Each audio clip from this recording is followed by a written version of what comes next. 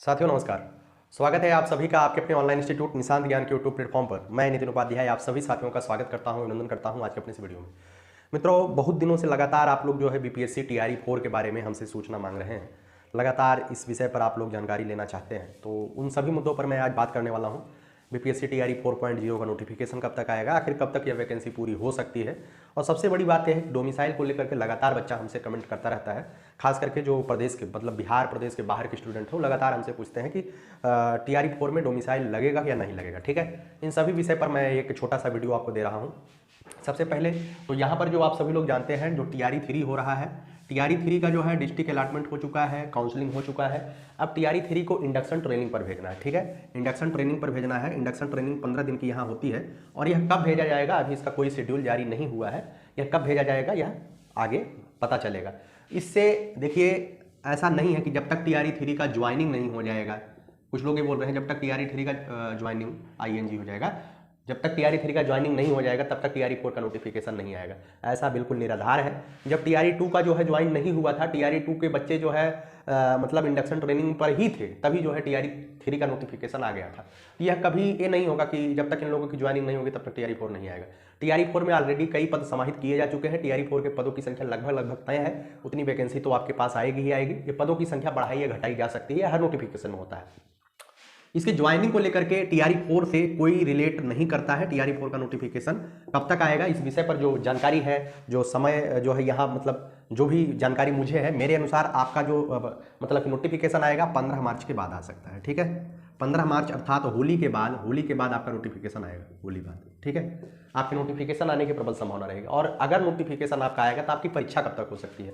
कुछ लोग जानते हैं, आप सभी को बताऊं कि 25 अक्टूबर को यहाँ पे कार्यकाल समाप्त हो रहा है विधानसभा का, बिहार विधानसभा का 25 अक्टूबर को कार्यकाल, अर्थात 25 अक्टूबर से पहले रिजल्ट भी आ जाना चाहिए चुनाव का और मतदान भी हो जाना चाहिए। तो आप सभी लोग जानते हैं कि सितंबर में जो है यहाँ पर होने वाला है चुनाव। ठीक है, और आप सभी लोग जानते हैं चुनाव की अधिसूचना जारी होने से 2 हफ्ते पहले लग गया था आदर्श आचार संहिता। तो हमको लगता है कि अगस्त के लास्ट सप्ताह में आपका जो है लास्ट वीक में आपका लग सकता है आचार संहिता। ठीक है, आचार संहिता लग सकती है। तो आप सभी लोग जानिए कि अगस्त के लास्ट वीक में अगर आचार संहिता लग जाएगी तो निश्चित है कि विधानसभा चुनाव से पहले ही इस प्रक्रिया को समाप्त करने की अगर वैकेंसी आती है, वैकेंसी तो वैसे क्लियर ही है, वैकेंसी आती है तो अगस्त के लास्ट वीक से पहले आपका परीक्षा वगैरह हो जाना चाहिए और यहां तक कि रिजल्ट भी देने का पूरा काम हो जाएगा। ठीक है, तो 15 मार्च के बाद अगर मान लीजिए आपका नोटिफिकेशन आता है तो आपको ज्यादा से ज्यादा 35 से 40 दिन मिलने वाला है। ठीक है, 35 से 40 दिन मिलने वाला है आपकी एग्जाम के लिए, और आपका एग्जाम मेरा जहां तक अनुमान है मई माह में आपका एग्जाम हो जाएगा। ठीक है, मई माह में एग्जाम आपका हो जाएगा। तो आप सभी लोग मई माह मान करके आप लोग तैयारी करिएगा। या मई भी नहीं हो सकता है, मई से पहले भी हो सकता है। ठीक है, इस बात को ध्यान रखिएगा, क्योंकि यहां जब नोटिफिकेशन आता है तो एकदम समझ लीजिए गोली की रफ्तार से बीपीएससी काम करती है और 25 दिन के अंदर परीक्षा कराकर रिजल्ट भी देने का क्षमता बीपीएससी रखती है। टीआरई 2 में इन लोगों ने दिखाया है। तो आप सभी लोग कतई ये निडर मत होइएगा कि हमारा परीक्षा मई में होगा, अप्रैल में भी हो सकता है, मई में रिजल्ट भी जारी कर सकते हैं। ठीक है, उसके बाद जो सबसे बड़ा मुद्दा है डोमिसाइल को लेकर के जो बच्चा पूछ रहे हैं, डोमिसाइल अर्थात डोमिसाइल को लेकर के बच्चे पूछ रहे हैं कि यहाँ विधानसभा चुनाव है और टीआरई 4 से पहले विधानसभा चुनाव होने वाला है, तो विधानसभा चुनाव में नियमावली परिवर्तित होनी चाहिए। और सामान्य प्रशासन विभाग के पास जो है यहाँ के सचिव जी के माध्यम से, अर्थात जो सरकार के संयुक्त सचिव होते हैं उनके द्वारा लेटर भी भेजा गया है।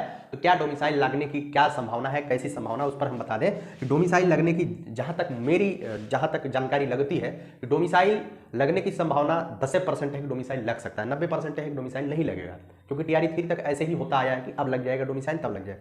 कई बार लेटर पत्राचार होते रहते हैं, उस लेटर को आप इग्नोर करिए, पढ़ाई पर ध्यान रखिए। हम कहते हैं कि 10% उम्मीद है कि डोमिसाइल लग सकता है, 90% नहीं है, तो आपको पढ़ाई करनी चाहिए।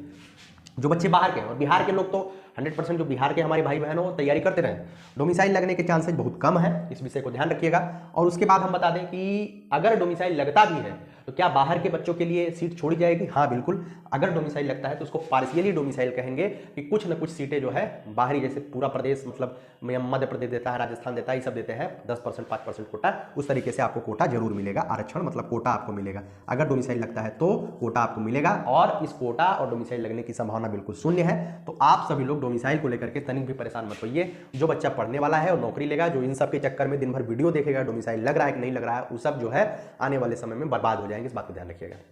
ठीक है। उसके बाद मैं बता दूं वैकेंसी कितनी आएगी। पीआरटी और जूनियर का सबसे ज़्यादा बच्चा मुझसे पूछता है। पीआरटी की वैकेंसी 20,000 के समथिंग रहेगी। ठीक है, 20,000 के समथिंग आपकी वैकेंसी रहेगी। और जो जूनियर जिसे हम 6 to 8 बोलते हैं, 6 to 8 में कितनी वैकेंसी रह सकती है, तो 8 से 10,000 या 11,000 के आसपास जो है, 8, 10, 11 इतने से संबंधित, मतलब 10, 11, 12,000 तक वैकेंसी जो है आपको जूनियर में देखने को मिल सकती है, जो कि 6 to 8 की वैकेंसी है। यह वैकेंसी जो है कम नहीं है, पढ़ने वालों के लिए इतनी भी बहुत बेहतरीन है, अच्छा है वैकेंसी। ठीक है।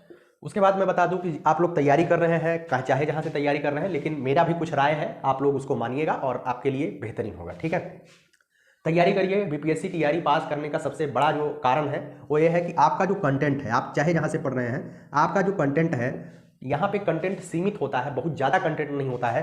कंटेंट का रिवीजन बार बार आप लोग करिए। ठीक है, यहाँ पर प्रैक्टिस कम करिए, अर्थात एक सप्ताह में अगर 2 प्रैक्टिस सेट आप करते हैं तो उसको रोक दीजिए। अभी एक सप्ताह में 1 ही प्रैक्टिस सेट करिए, लेकिन आपका जो रिवीजन वाला टाइम है, रिवीजन आप बढ़ाते रहिए। ठीक है, उसी चीज को बार बार पॉलिश करते रहिए कि रिवीजन आपका कंटेंट जो सीमित कंटेंट है, उसी कंटेंट को बार बार रिवाइज करिए कि आता हुआ क्वेश्चन कभी जीवन में आपका गलत ना हो। और 5 ऑप्शन आते हैं, इस बात को ध्यान रखिएगा, लास्ट के 2 ऑप्शन आपको परेशान यहाँ पे करने वाले होते हैं। कंटेंट को बार बार रिवीजन करिए, अभी प्रैक्टिस पर बहुत ज्यादा फोकस करने की आपको आवश्यकता नहीं है। उसके बाद कोई बच्चा पूछता है कि प्रैक्टिस हम कहां से करें।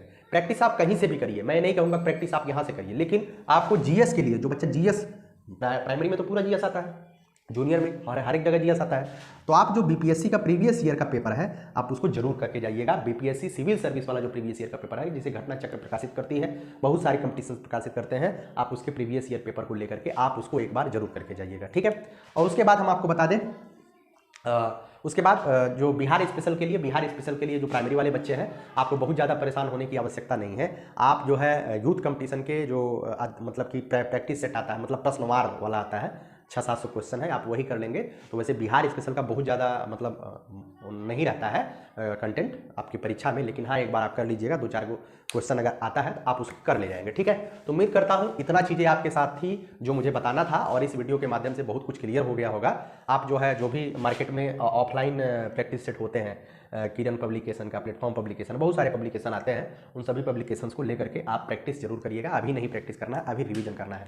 और पीआरटी की तैयारी करने वालों के लिए खासकर मैं बता दूं, करंट आप लोग जो है पर डे पढ़ते रहिए। ठीक है, प्रत्येक दिन आपको करंट पढ़ते रहिए, क्योंकि करंट जो है आप पीआरटी में ही नहीं आएगा, करंट जूनियर में भी आएगा।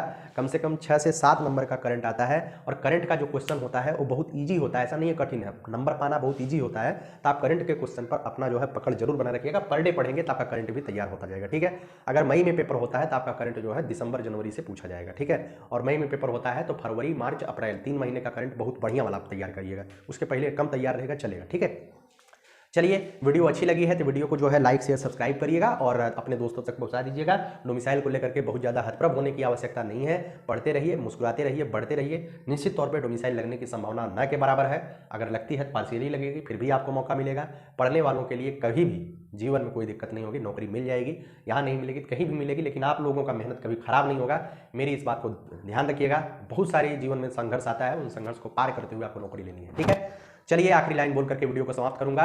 यही जज्बा रहा तो मुश्किलों का हल भी निकलेगा, जमी बंजर हुई तो क्या वहीं से जल भी निकलेगा। न हो मायूस न घबराई संदेह से मेरे साथी, इन्हीं रातों के दामन से सुनहरा कल भी निकलेगा। बहुत बहुत आभार, धन्यवाद, जय हिंद।